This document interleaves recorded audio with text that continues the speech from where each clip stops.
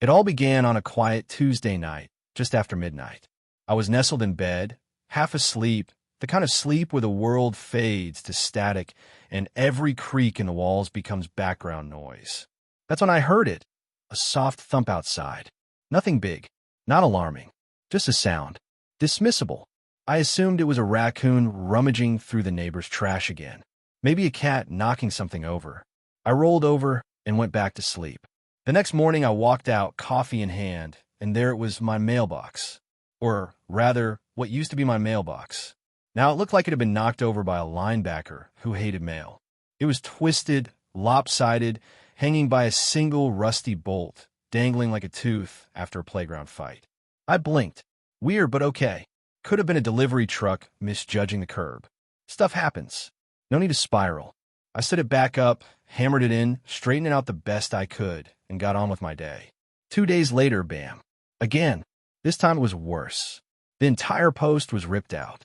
Dirt and splinters everywhere. It looked like someone had straight up reversed over it. Not just once, but with the malicious joy of a demolition derby driver with a grudge. That's when the paranoia started creeping in. Every other night, same thing. My mailbox got flattened like a soda can. Sometimes there were tire marks on the grass. Sometimes it looked like someone had used a battering ram. I'd fix it, repaint it, replant it, and somehow, like clockwork, it ended up flattened again. It wasn't random. It wasn't coincidence. Someone had declared war. I even tried staying up a few nights with a flashlight in one hand and a bag of jerky in the other, like I was hunting suburban Bigfoot. But the culprit always timed it perfectly, striking when I was in the shower or the one night I went out for groceries. It was precise, intentional, bold. I asked neighbors subtly at first. Nobody saw anything. One said he heard an engine rev around 2 a.m. Another said he saw a gray SUV cruising near my house just before dawn. Trouble is, this is the kind of HOA neighborhood where half the people drive gray SUVs. That was about as helpful as saying a human did it. I filed a complaint. Useless. The HOA board said they'd look into it. Classic. Look into what? A crime scene where my mailbox was treated like a speed bump at a monster truck rally? So I did what any rational adult would do. I mounted a plastic owl on top of it. Because why not? Maybe it would scare off the vandals. Instead, it looked like the owl got punched in the face too. One morning, it was lying beak down in the dirt. The predator had a sense of humor, apparently. At this point, I wasn't annoyed, I was invested. I wasn't just trying to protect a mailbox anymore. This was a challenge. Someone out there was playing games, and I don't like losing. So I marched down to the HOA office, ready to raise hell. I brought photos, timestamps, printouts, my version of a suburban crime dossier. And who should I find behind the front desk? Karen, the HOA president herself. The same woman whose voice could curdle milk. She gave me a smile, so fake it should have come with a warning label. Someone's been repeatedly running over my mailbox, I said, placing the photos on the counter like I was slapping down evidence at a murder trial. I've reported it 3 times now. Karen blinked. Oh, your mailbox. Yes, I said. The one planted right in front of my house. The one that's been reduced to kindling 4 times in 10 days. She leaned back in her chair, folding her fingers like she was about to assign homework. Could have been a delivery truck. Or the wind. These older posts snap easy, you know. I stared at her like she'd just told me gravity was optional. It's been hit with tire marks, Karen. She shrugged. Well, I'll look into it. In the meantime, make sure your mailbox is HOA compliant. Correct height, paint, post material. You wouldn't want to get fined. Fined. For being attacked. Incredible. I walked in looking for help and left with the vague threat of citation.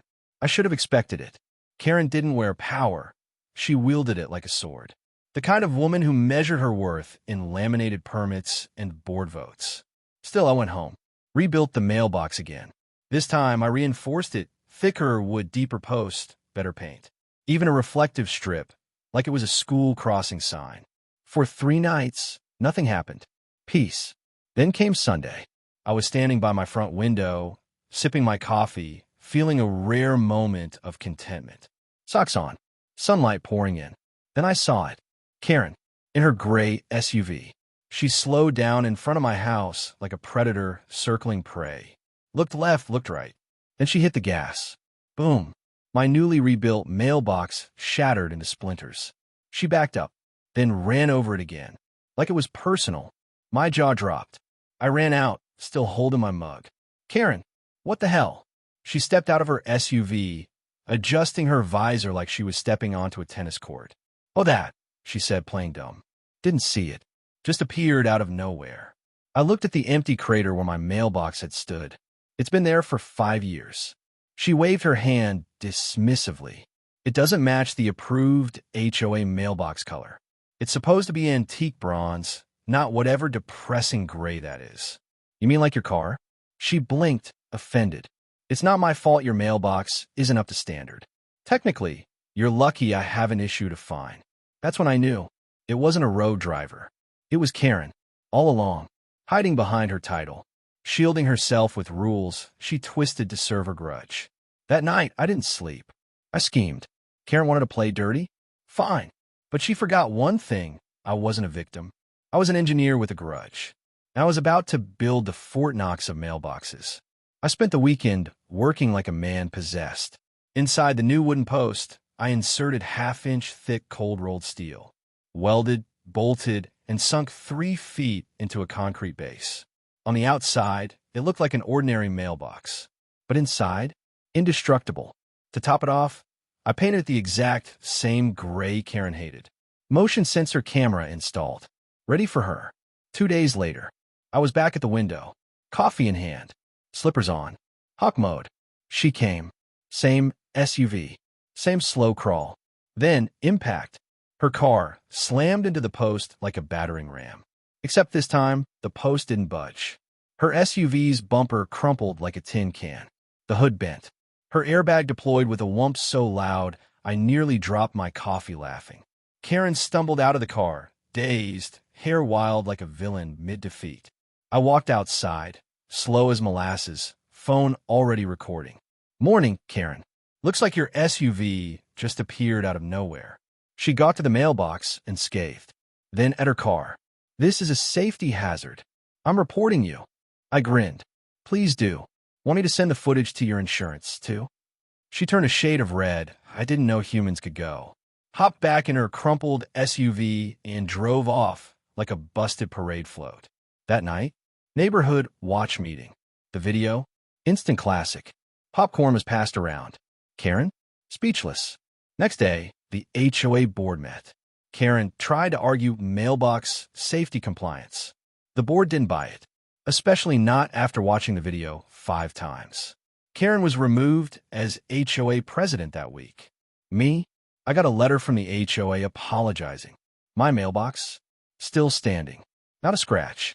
Karen never drove past my house again. She walks now. Fast. Head down.